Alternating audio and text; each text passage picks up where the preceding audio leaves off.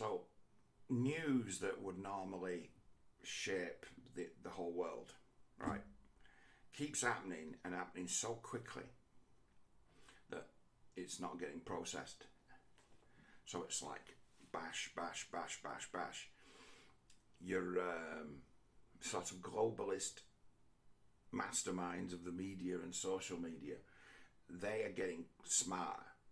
And they've actually now left most people behind. They're getting smarter. The what they've learned from the COVID, with the ability of that Twitter to be able to to basically to do an instant straw poll to get feedback. Well, they've become more sophisticated because they've been able to test everything. It's like I'm a chap who's like, if you like, one of these bellwether type people who's out front of you. Out front, but not in a tangible way, not in a way that you can like put your finger on, but out front in my understandings of things. Right? And as I've been talking recently, it's like, hey, I've had a mixed experience of life as to where I've ended up at the bottom, and I've suffered. And I've suffered, and it's a matter of, well, I've been compensated for my suffering now. Oh, really? Oh yeah, I've been granted peace, see. I'm not in war with myself. I'm not at war with myself or at God or with God anymore. I'm not at odds with what's right and wrong. I understand the rules. So I can live by the rules, understanding that breaking the rules has a high price. So I got a choice. So that'd be freedom. There's a great old line from a song that, to my mind, is to a degree true, but not really true. That freedom's just another word for nothing left to lose. Something can be said about that, as to where all of a sudden your choices have been narrowed, and it'll be like the lack of choice almost be freedom. You know, the lack of opportunity be freedom. Freedom can be just be a word for us to say adrift, alone, isolated. Freedom. So what we're talking about there, well, we're talking about freedom of thought and speech, aren't we? Got that. It's like I ain't got shit, no prospect of, but I've got freedom of thought and speech, and it's like, you think that might be worth something? And the answer is it is. It is worth something. It sustains, doesn't it? You can always laugh at it. If you understand it well enough to laugh at it, you'll be okay. Most situations.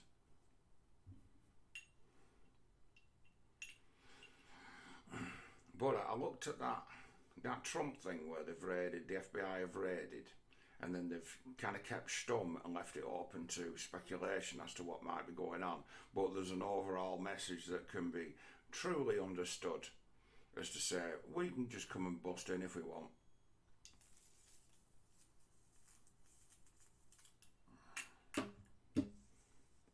And you say the left can't meme.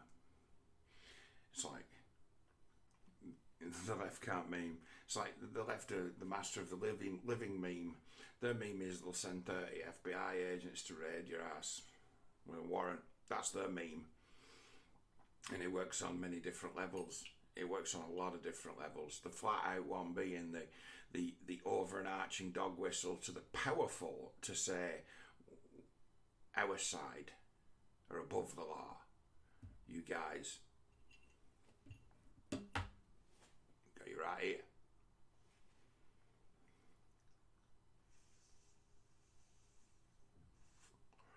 So while one side is obviously above the law and the other side is going to have it used on them, they are telling you that. Wide open, plain sight. They're telling you that.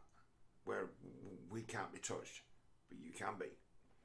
We're untouchable, but you can be touched. Join the Untouchables. All you have to do is go and get your dick cut off. And you can join the Untouchables too. You won't get all the real benefits of it like we do, because you'll not get paid to speak, but it'll be a matter of, in those little person-to-person situations in life where it might be a matter of you maybe need a bit of government help or a bit of assistance from the devil. And you too can play those games, and you too can win with bullying like we do. Join the club. Join the bullying club. Join the club of lies. Join the club of projection. Join the club of spellcasting. Excuse me. Always come back to that. It's like I'm in a bit of lumber with the boss at the moment. And I'm in lumber with the boss because I'm missing something, and it's obvious, and it's like, come on.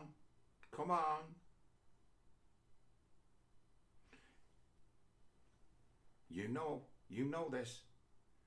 Come on. And it'd be a matter of judgment. See, that's what I've been given as a reward for my suffering, is that I have got the ability to judge. That's what it gave me. I can be fair. I can see it down the middle. I can be fair, and it's like, that's big. It's like, yeah, that's real. In this day and age, that's big. That it's like you can judge. So you got to be the best at doing it. And it's like, and we live in a world where it's like, no, no one can judge me but God. How dare you judge me, right? But so the same people who play that game of do not judge me, afraid of being judged, avoiding being judged, and then fighting against it. How dare you judge me? Not, yes, you're right, I am that.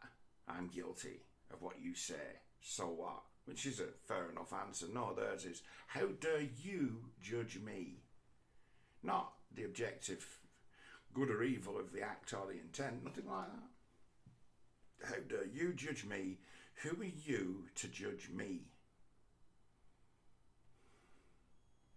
So I've put it to just about everyone who listens to my crazy channel that if anyone ever throws that down at you, you tell them that you're the instrument of the Almighty and I'm here to judge you. And see what happens. It's like, if you're out like me, you'd be bracing yourself for a flying fist or a piece of furniture or a glass coming at you, but it'd be a matter of, it's a good trick, that one, isn't it? Because the thing is, you know, and this is a thing, this is why I've been in so much trouble, because I'm missing something that's big. And it's like, there's certain things that are core to my talking points that are core to, and things that, because I'll say to you, it's like, look, if that guy can identify as a woman and we've got to accept that that's a woman, I can identify as John the Baptist, the right hand of God, the Redeemer, right? You can't prove me wrong. It's like you can kill me, but you can't prove me wrong. But using exactly the same space of the unknown, some guy can tell me that they're actually a woman, and no better than women, and no better than men as well. The best of both worlds. And if I don't toe the line to that, satanic projection of a monster who wants to play games with you, or even if they say they don't want to play in games, part of them is playing games with you. You're being provoked. And you can't do nothing about it. Why? Because that person's got the protection of the entire state apparatus and the law.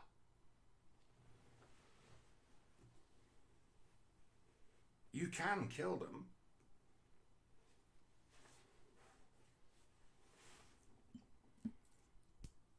But there's nothing else you can do to them.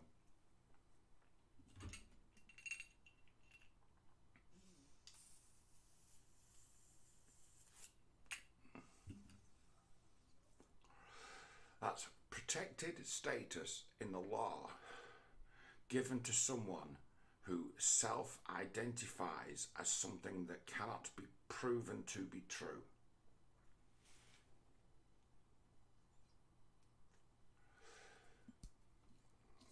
You understand me when I say we live in a world full of witchcraft? But the best one of all is this notion of sin. Now, I do a lot of thought about this because there's some like mysteries as to the sin that can't be forgiven, the sin against the soul. Now, I've been working thinking about that for years, and I'm like, right, confound. Excuse me? Yeah, to trick. To trick someone into a reaction, to trick them. To confound the spirit so the reaction's off. I think that's the sin against the soul, to trick people. I think it's to trick someone, to trick someone, and to trick someone, and to trick someone. The lie, and the lie, and the lie, and the lie. That's the sin that can't be forgiven, to having tricked someone's soul. And then kept them imprisoned. There's another thing that gets missed, with all this trans propaganda. It's like there's a lot of black and white thinking and tribalism, and it's like, the propaganda they put out amongst themselves that portrays them as being an endlessly vilified minority group that lives in fear. Well, a lot of the reactions that you see as to what the fuck are they talking about, you're actually missing the point as to you're actually intercepting messages that are meant to be preaching to the choir, and then when the choir,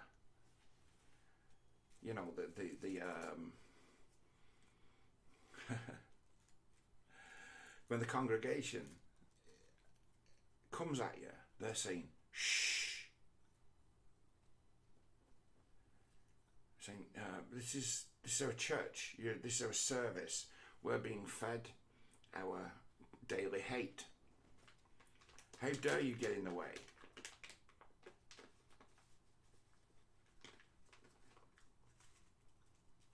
How dare you speak ill of our brethren?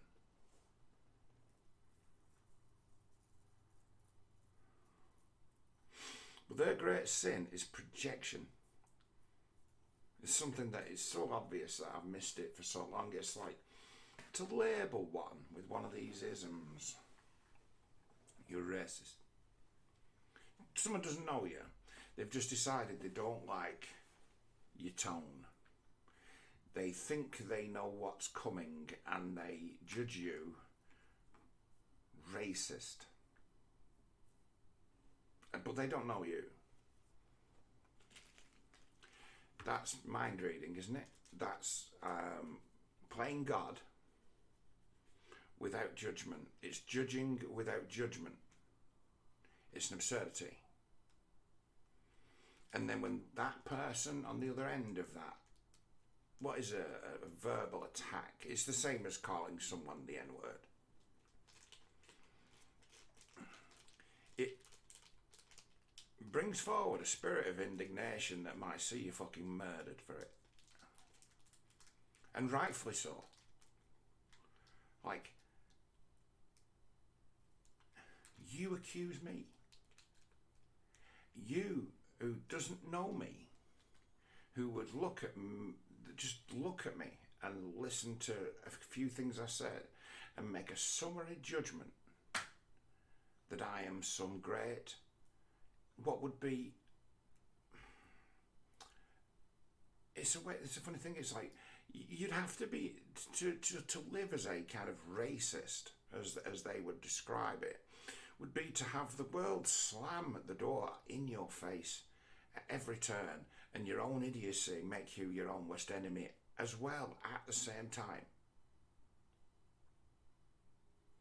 It would be to live an almost impossible existence, to be in that way summarily judgmental, and it would make you absolutely almost infinitely stupid to how people could exceed your expectations all the time, as if 100 little miracles were happening every day because you're just absolutely stupid, but you maintain a fantasy to make yourself feel superior to someone else at the same time as the real world's demonstrating that you're the biggest idiot in the world every day, and everyone would know it too.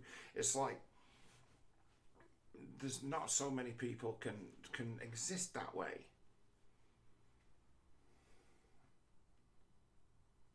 But there's some who can.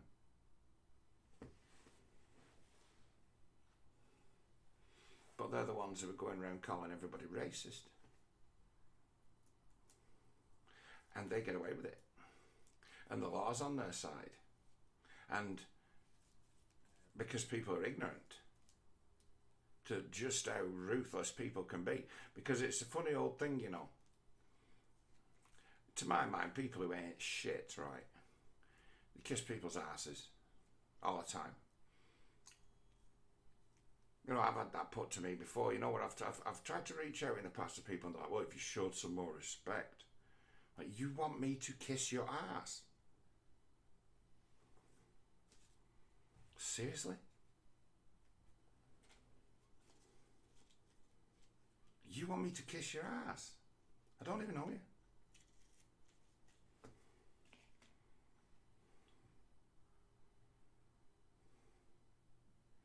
But I'm telling you,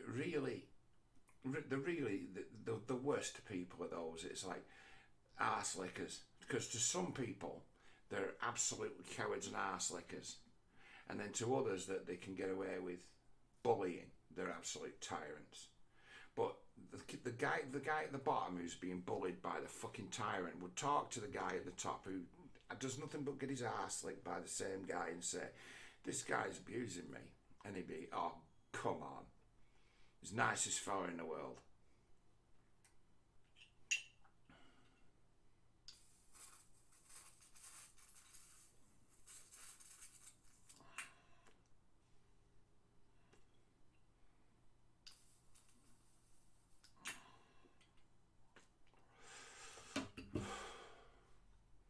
You see it with people turn. I see it with people turn. What side you get on one of these fucking creeps? Is your ass worth kicking, or are you someone who's worthy of abuse and can be bullied?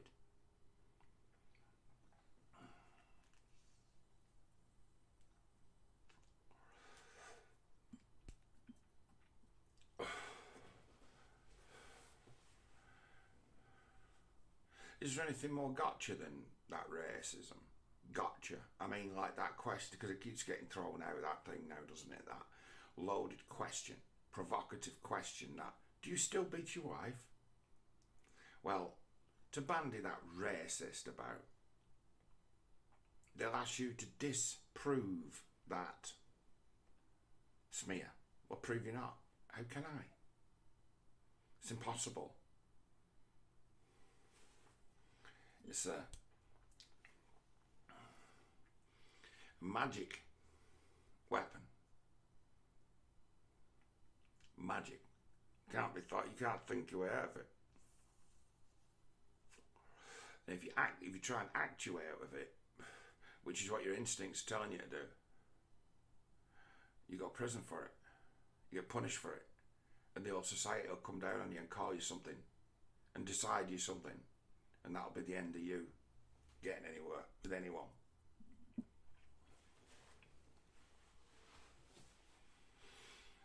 So it's like a punishment beating. Time after time after time after time. And when you get it as to, well, you don't know me, prove it. I don't have to prove it. And then the extra layer of it now that your whiteness just pours from every pore or something like that. And it really be in that moment, who are you? The response to that accusation of racism needs to now be like a thunderbolt. Like a stunning thunderbolt.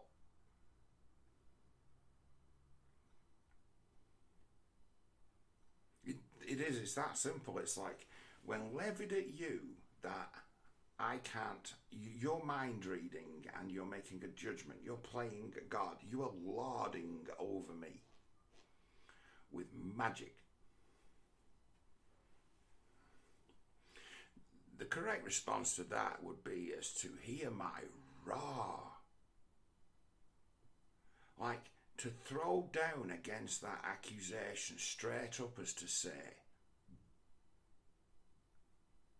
how dare you?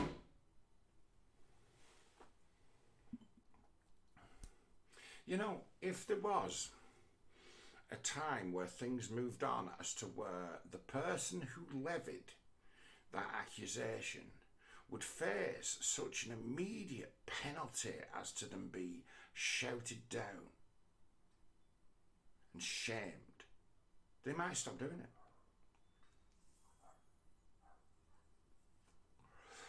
It might be enough to send the whole thing sideways when people start to talk back, as to say, hey, you know in football these days where they talk about trigger events. What?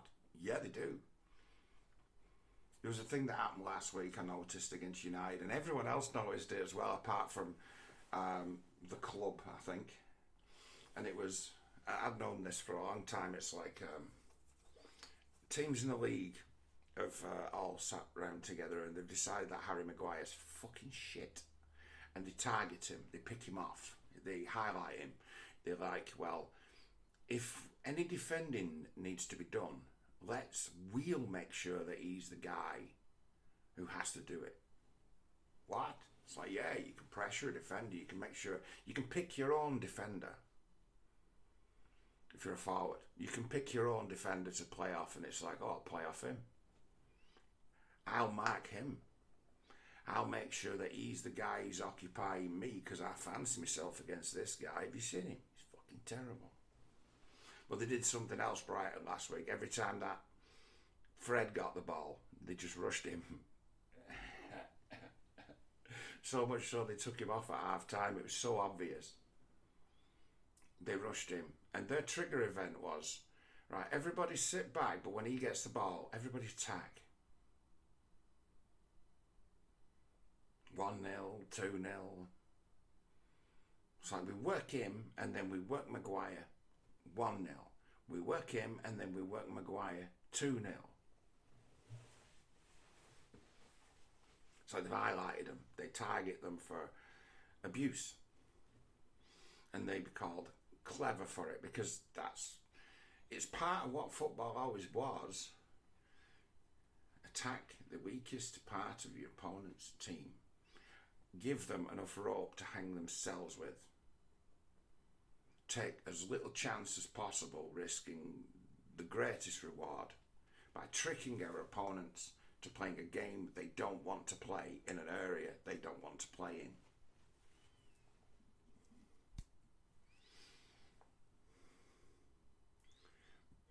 You can teach tactics like that, because you can teach tactics like that in the pub. You can teach tactics like that in a chat room. You can teach tactics like that on an internet forum, because it's a psychology. It's a machination. We've got a psychic edge here, and we mean to exploit it. Psychic edge. It's like, yeah, well, our opponents they live in denial of these truths that we're going to exploit, and that's why they work.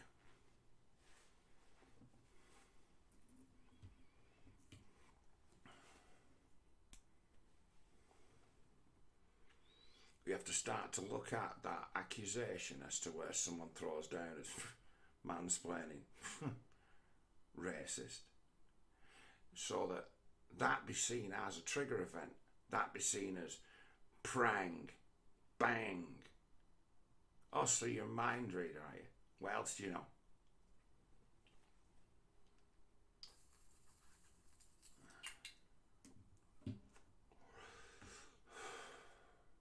They open the door to magical counterattack. Magical counterattack. Imaginary counterattack. In the accusation, there's a judgment and projection. There's no way they can know what they profess to know. Oh, so what else do you know? Guess what I know? It's like I could always handle, this thing that people are afraid of. I had it thrown in my face half my life and was able to defend myself. I mean, defending myself has left me in this kind of position, but I've always been able to defend myself against the individual who decides to throw that down. You can't win, but you can defend yourself.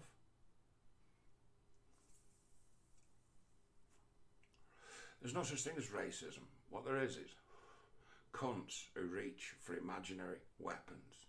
That's all there is. That's all there's ever been. Oh, so and where they throw it's like, oh well, if you're a racist, you're probably a sexist as well, and a homophobe, and a transphobe.